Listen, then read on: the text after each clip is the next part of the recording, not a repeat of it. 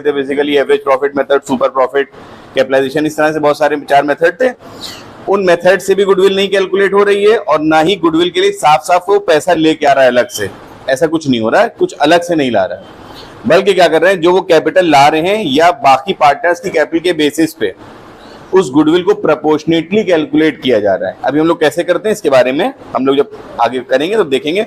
Normally revaluation account वैसे ही बनना है। क्वेश्चन अभी हम शेयर कर रहे हैं, दीपिका, राजश्री और अंशुल वाला क्वेश्चन है ये, जिसमें दीपिका और राजश्री 2 पुराने पार्टनर्स थे, उनकी बैलेंस शीट क्वेश्चन में गिवन है। साथ ही साथ राजश्री एक नई पार्टनर आती हैं। अब हम लोग सबसे पहले देख लेते हैं रिवैल्यूएशन अकाउंट। रिवैल्यूएशन अकाउंट सबसे पहले देखेंगे हम। प्रोफॉर्मा वैसे ही बनेगा, पर्टिकुलर अमाउंट। अब हम लाइंस वगैरह नहीं खींच रहे हैं, नॉर्मली हम लोग बनाए ले रहे हैं पर्टिकुलर अमाउंट और पर्टिकुलर अमाउंट। लाइंस वगैरह आपको पता है ना कैसे खींचती है, डेबिट साइड और credit side. 4th number point से देखिए, पहला नंबर का जो पॉइंट है वहां पे प्रॉफिट शेयरिंग रेशियो दे रखा है, जिससे कि रिवैल्यूएशन से कोई मतलब नहीं होना चाहिए। दूसरे में अंशु की कैपिटल दे रखी है, रिवैल्यूएशन से कोई मतलब नहीं है। तीसरे में अंशु की गुडविल कैसे निकलेगी ये दे रखा है, इससे भी रिवैल्यूएशन से कोई मतलब नहीं। चौथे नंबर के पॉइंट से मतलब है, लिखा है plant machinery would be increased by 12,000। हमने कहा था जब भी वर्ड बाय हो तो सेम अमाउंट लिखते हैं, हमेशा ध्यान रखना। तो इसका मतलब हिंदी में होता है प्लांट मशीनरी 12,000 रुपए से बढ़ गई, इसका मतलब फायदा कितने का हुआ, 12,000 का हुआ। तो बाय में लिखेंगे by plant and machinery, short में लिखा है मैंने 12,000 रुपीज। Am I clear? अगर यहाँ पे बाय के अलावा कोई और वर्ड होता तो हम डिफरेंस लेते बैलेंस शीट की वैल्यू से और नई वाली वैल्यू से, ठीक है। फिर उसके बाद लिखा है stock would be increase to 40,000। यहाँ पे अब देखिए बाय नहीं लिखा है, बाय के अलावा कुछ भी लिखा है, मैंने कहा 2, इसका मतलब 40,000 रुपए हो गया। इंक्रीज टू 40,000 मतलब 40,000 रुपए हो गया। इसका मतलब कितना बढ़ा, पहले 32,000 था, 40,000 हो गया। बाय में लिखेंगे by stock 8,000 rupees. Am I clear? चलिए बढ़िया, फटाफट देख लेते हैं और उसके आगे हम लोग बढ़ते हैं। लिखा है provision for doubtful debts to be maintain at 4,000 rupees. 4,000 रुपए का प्रोविजन दे रखा है। क्वेश्चन में जो गिवन है प्रोविजन डेटर से माइनस हुआ है वो 800 रुपए का है, अभी 4,000 रुपए का हो गया। इसका मतलब कितने रुपए बढ़ गया, हाँ ये हमारे लिए क्या हो गया, लायबिलिटी क्रिएट हो रही है। To provision for doubtful debts कितने रुपए लिखेंगे, 4,000 माइनस 800, क्योंकि 800 एग्जिस्टिंग है, न्यू है 4,000, तो कितना हो गया 3,200 rupees. Is it clear? Moving toward the next adjustment, value of land building to be appreciated by 20%। 20% से प्लांट मशीनरी की वैल्यू बढ़ गई, इसका मतलब 10,000 रुपए से बढ़ गई, 50,000 रुपए की ऑलरेडी थी। 50,000 का 20% कितना होता है, 10,000 रुपए। फायदा हो गया बाय लैंड एंड बिल्डिंग, कितना रुपए लिखेंगे, 10,000 रुपीज। क्लियर? आगे बढ़ते हैं फिर हम लोग। Furniture to be depreciated by 10%। Furniture कितने का है, 10,000 का है। 1,000 रुपीज हम 2 में लिख देंगे, टू फर्नीचर 1,000 रुपीज। फिर उसके बाद आगे बढ़ेंगे। लिखा है there is an additional liability for 8,000 rupees being outstanding salary payable to the employees to the firm. 8,000 रुपए की ऐसी सैलरी है जो कि आउटस्टैंडिंग अभी देना बाकी है। That means it is a liability. जो हम फ्यूचर में जिसको देते हैं जो पैसा, वो है लायबिलिटी। फ्यूचर में जो प्राप्त करते हैं that is from the assets. तो लायबिलिटी क्रिएट हो रही है, तो 2 में लिखेंगे to outstanding salary. How much, 8,000 rupees. अब हम लोग डिफरेंस ले लेंगे, बैलेंसिंग फिगर करते हैं हमेशा। बैलेंसिंग फिगर मतलब क्रेडिट साइड और डेबिट साइड दोनों को जोड़ेंगे, जिधर कमी आ रही है उधर लिखेंगे।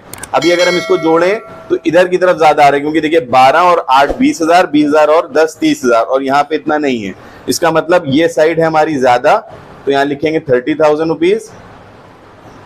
और डिफरेंस कितने का आ रहा है डेबिट साइड से, 17,800 रुपीज। 17,800 आ रहा है डिफरेंस आपका। यहां लिखेंगे टू प्रॉफिट, और इस प्रॉफिट को किसमें, दीपिका में और राजश्री में बांट देंगे। किस रेशियो में, क्वेश्चन में प्रॉफिट शेयरिंग रेशियो दे रखा है आपका 3:2। 3:2 का मतलब हो गया 3/5 और 2/5 के रेशियो में 17,800 रुपए को बांटेंगे तो आएगा 10,680 रुपए, और दूसरे का आएगा 7,120 रुपए। एम आई क्लियर और नॉट? यहाँ तक आ गया? पक्का? ठीक है।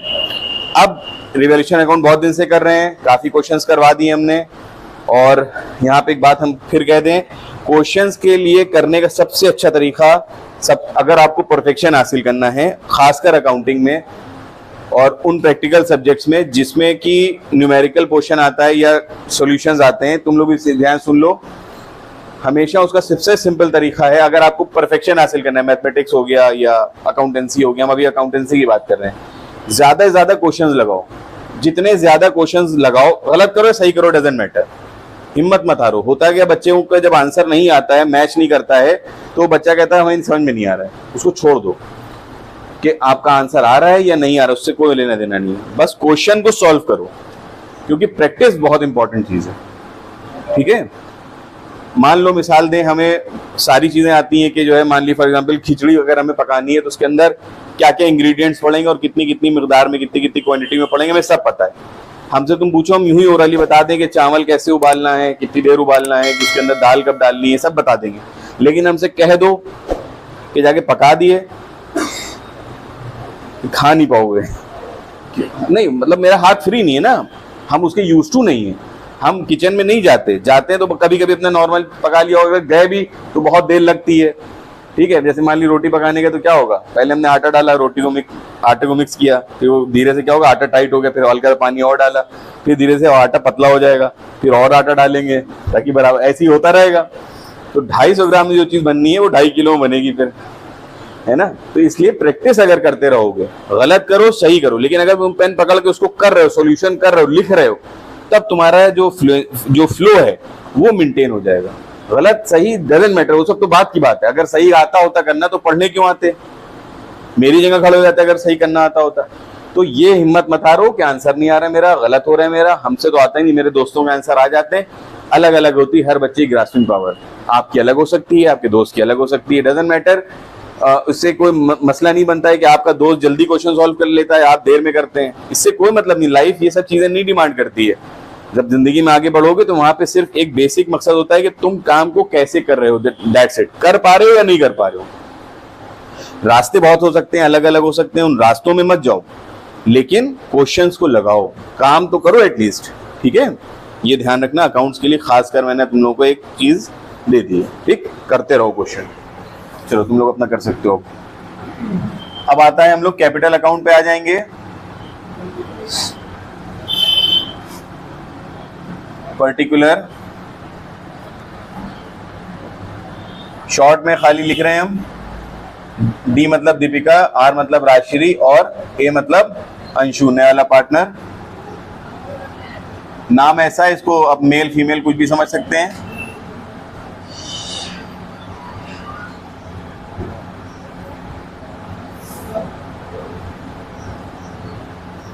ठीक है, ये प्रोफॉर्मा नॉर्मल बनेगा, डेबिट साइड और क्रेडिट साइड आ जाएगा। कैपिटल अकाउंट में सबसे पहले जो आपको लिखना होता है वो होता है कैपिटल के बैलेंसेस पुराने वाले पार्टनर्स के। वो कहां देखने को मिलते हैं, बैलेंस शीट की लायबिलिटी के साइड देख लेंगे हम। बाय बैलेंस बीडी, दीपिका की कैपिटल कितनी दे रखी है बच्चों, बोलते रहना है, 48,000 दीपिका की है। राजश्री कितनी है, 40,000। अंशु की क्वेश्चन में दे नहीं रखी है क्योंकि वो नई पार्टनर है, पुरानी नहीं है। ठीक, पहला स्टेप। दूसरा स्टेप होता है लायबिलिटी साइड में कहीं पे कोई रिजर्व या पीएल होता है तो उसको बांटा जाता है ओल्ड पार्टनर्स में ओल्ड रेशियो में। यहाँ पे ऐसा कोई भी चीज नहीं है तो नहीं लिखेंगे, दूसरा स्टेप खत्म हो गया। तीसरा स्टेप हमने बताया था, बैलेंस शीट के असेट साइड में अगर क्या होता है, एडवर्टीजमेंट सस्पेंस, पीएल या गुडविल, तो उसको ओल्ड रेशियो में ओल्ड पार्टनर में 2 साइड लिखते हैं, ऐसा भी कुछ नहीं है। क्लियर। फिर उसके बाद हमने स्टेप बताया था आप लोगों को, नए वाले पार्टनर की कैपिटल को लिखो जो ला रहा है, कितनी ला रहा है, देखो क्वेश्चन में लिखा है बाय बैंक 32,000। क्लियर। फिर उसके बाद हमने स्टेप बताया था, रिवैल्यूएशन का प्रॉफिट या लॉस जो भी होगा, अगर प्रॉफिट है तो इधर बटेगा और लॉस है तो इधर बटेगा। यहाँ पे क्वेश्चन में प्रॉफिट है तो यहाँ लिखेंगे बाय रिवैल्यूएशन अकाउंट।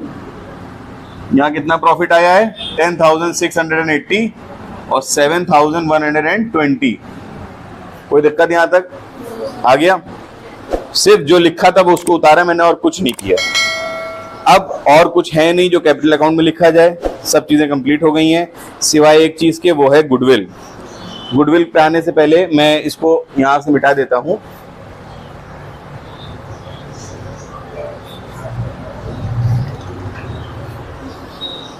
गुडविल के बारे में क्वेश्चन खुद क्या कह रहा है, कुछ समझना नहीं है, कुछ याद नहीं करना है, सर ने क्या पढ़ा था भूल जाओ। हम तुम्हें किताब से ही सॉल्व करना सिखाएंगे, हम कभी भी डिपेंडेंसी नहीं क्रिएट करना चाहते। मेरा मानना यह है कि कभी भी बच्चे को डिपेंडेंट नहीं होना चाहिए कि एक निर्भर है, सर बताएंगे तो हम कर पाएंगे, पापा आएंगे तो हम करेंगे, मम्मी से पूछ लें, ठीक है अच्छी बात है, बड़ों से पूछो, लेकिन कुछ फैसले जो अपने आप लिए जा सकते हैं, कुछ चीजें ऐसी होती है ना, कुछ बच्चे होते हैं बिल्कुल ही ठीक है, माँ बाप से पूछना चाहिए, बहुत सारी चीजें टीचर से पूछना चाहिए, लेकिन कुछ फैसले खुद भी लिए जाते हैं, है ना। तो डिपेंडेंट बनो वरना वही होगा। एक गाना है ना, वो उंगली पकड़ के तूने चलना सिखाया था दहलीज ऊंची पार करा दे, यही कहते रहोगे। आज फिर एक बार दहलीज पार करा दे हैं, ये सब मत करो। अपने आप कुछ चीजें सोचो, फैसले लेने की कोशिश किया करो।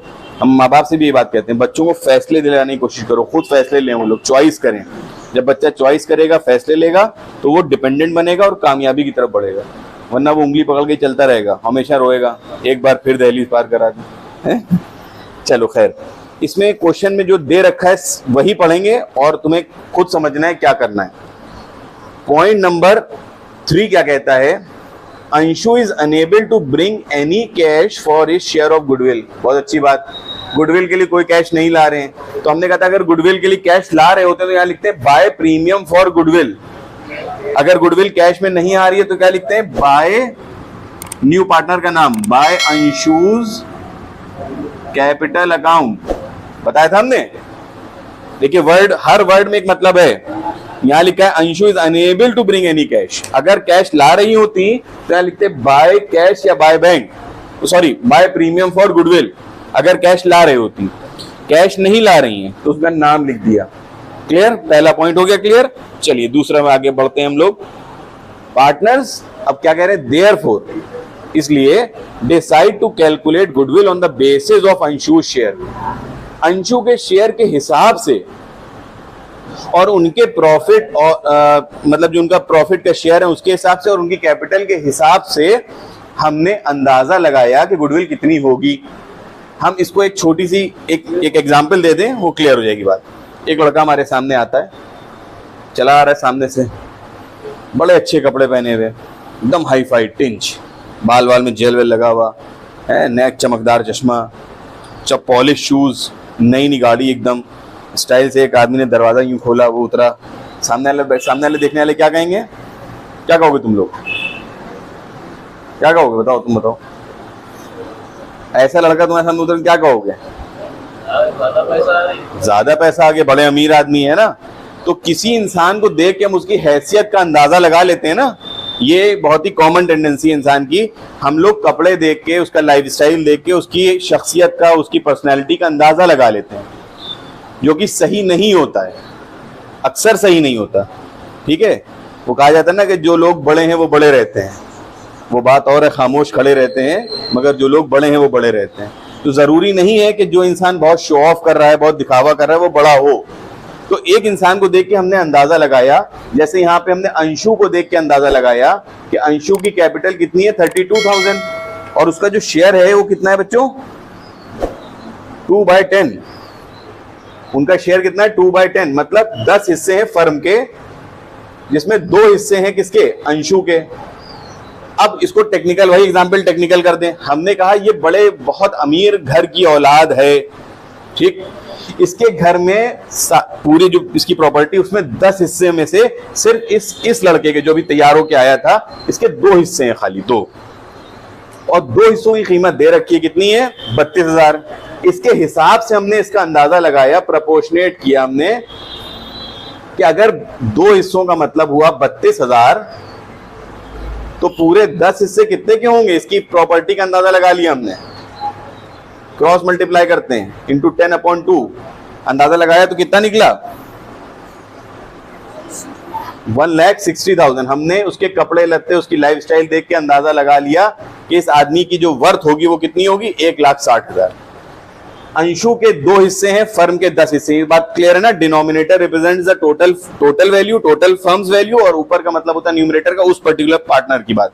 तो इस पार्टनर की जब हैसियत 2 की है अपने पूरे शेयर में, उसकी वैल्यू है 32,000, तो 10 हिस्सों का मतलब कितना होगा? 1,60,000। मेरी बात समझ में आ रही है? अब हमने एक्चुअल अंदाजा लगाना शुरू किया। अब यहां पे इसके जो पूरे फर्म है उसमें 3 लोग हैं। फर्म में कितने? एक है दीपिका, दूसरी है राजश्री और तीसरी है खुद अंशु। ध्यान रहे कि कैपिटल का मतलब क्या होता है? जो कैपिटल थी वो प्लस उसके अंदर कोई भी रिजर्व या प्रॉफिट जुड़ा हुआ हो।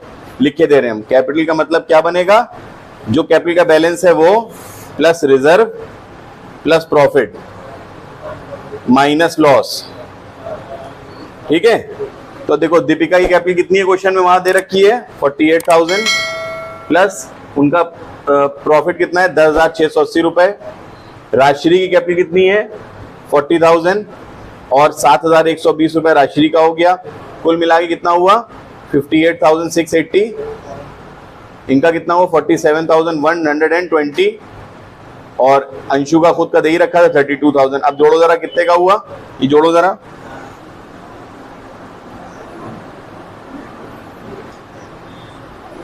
ये हो गया 1,37,800 रुपीज।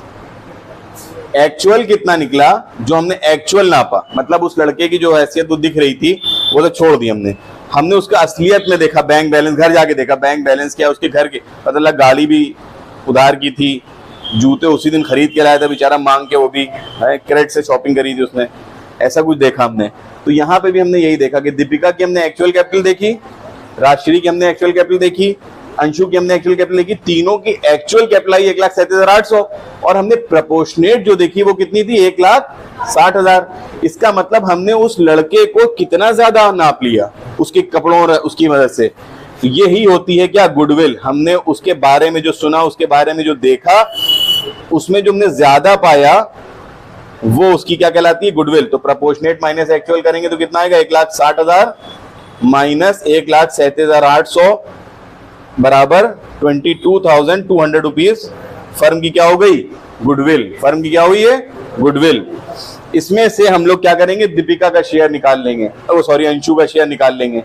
अंशु शेयर, ये तो गुडविल आई पूरी फर्म की। अंशु का शेयर कितना आएगा 22,200 इंटू 2/10 कितना आएगा 4,440 रुपए। एम आई क्लियर और नॉट? पक्का? आ गया ना? ये हो गया गुडविल का कैलकुलेशन, सीधी सीधी बात। अब गुडविल बट्टी किसमें सेकंड पॉइंट आता है? गुडविल बट्टी हमेशा सैक्रिफाइसिंग रेशियो में। किस रेशियो में? सैक्रिफाइसिंग रेशियो में। सैक्रिफाइसिंग रेशियो का फॉर्मूला क्या होता है? Old ratio minus new ratio. Old ratio था 3/5 किसका? दीपिका का। और राजश्री का कितना था क्वेश्चन में 2/5। न्यू रेशियो कितना है देखो 5/10 और 3/10। एलसीएम निकालने के लिए क्या करते हैं? दोनों में बड़ा है क्या 10 और 10, ये दोनों एक ही टेबल में आ रहे हैं, तो जो बड़ा वाला है वही एलसीएम ले लेंगे हम। ये हो जाएगा इसको 5 2 10 2 3 6 6 minus 1 5 2 10 2 2 4 4 minus 3 ये हो गया 1/10 और ये भी हो गया 1/10। तो सैक्रिफाइसिंग रेशियो क्या आ गया 1:1 बराबर बराबर।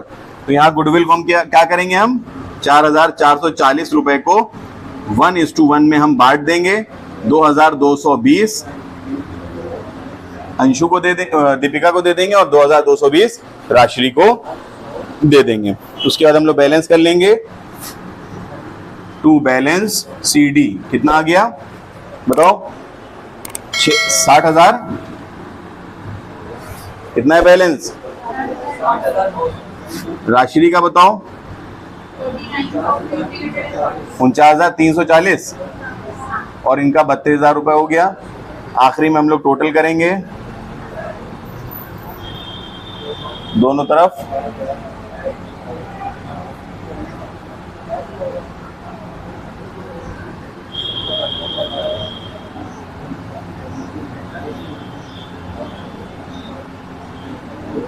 आ गया समझ में? कोई दिक्कत? यहां तक आ गया ना? उसके बाद तीसरी चीज जो बनती है वो बनता है क्या? Balance sheet. Balance sheet question में ओल्ड वाली देख लेते हैं हम लोग। सबसे पहले कैश इन हैंड, सबसे पहले क्या आता है? कैश इन हैंड 1200 रुपए था, हमने कोई चेंज नहीं किया during the period of transactions. समझ में आ रहा है सबको ना यहां तक?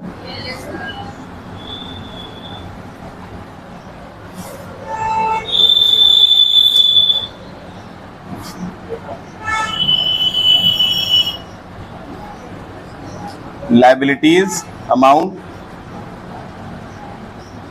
असेट्स अमाउंट, सबसे पहले था कैश 1200 था, हमने कोई चेंज नहीं किया तो 1200 का एज इट इज 1200 होता रहेगा, पुरानी बैलेंस शीट से मिलाना है, ठीक है।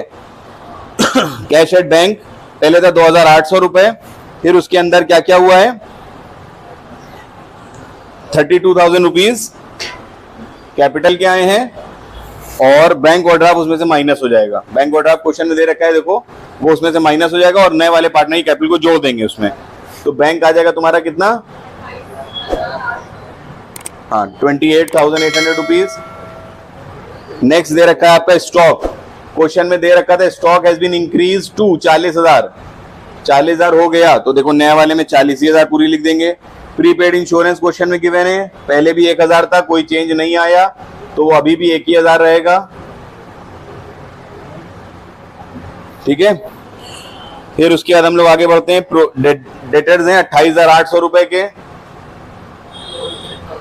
28,800 रुपए के डेटर्स हैं। पहले प्रोविजन कितने का था? 800 रुपए का, अभी कितने का हो गया है?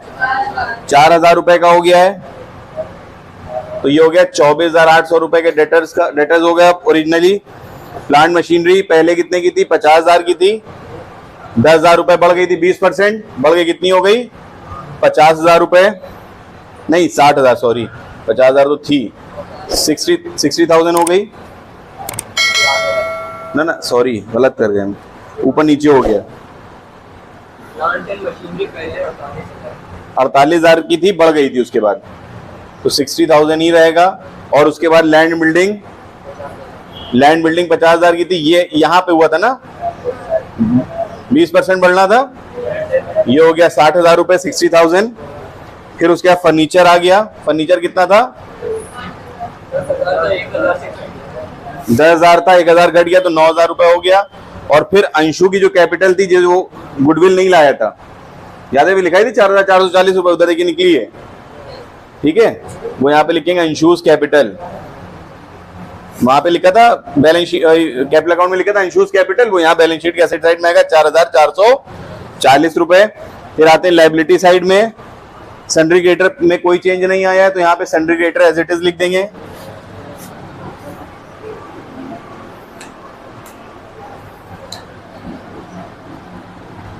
कितने थे? 16 थे, 16 ही लिखेंगे हम।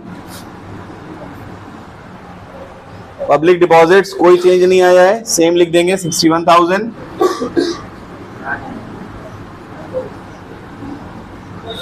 फिर उसके बाद आउटस्टैंडिंग लायबिलिटी 10,000, पहले कितने की थी? पहले 2,000 की थी, 8,000 रुपीज और बढ़े थे ना आउटस्टैंडिंग लायबिलिटीज के अंदर, आउटस्टैंडिंग सैलरी थी। और फिर कैपिटल अकाउंट जो क्वेश्चन में दे रखा है वो हम लिखेंगे नहीं, जो नया वाला भी आया था यहाँ पे, अभी जो कैलकुलेट किया था वो लिखेंगे। दीपिका 60,900, राशि का कितना था? 49,340, और अंशु का खुद का कितना था? अब टोटल आ जाएगा कितना?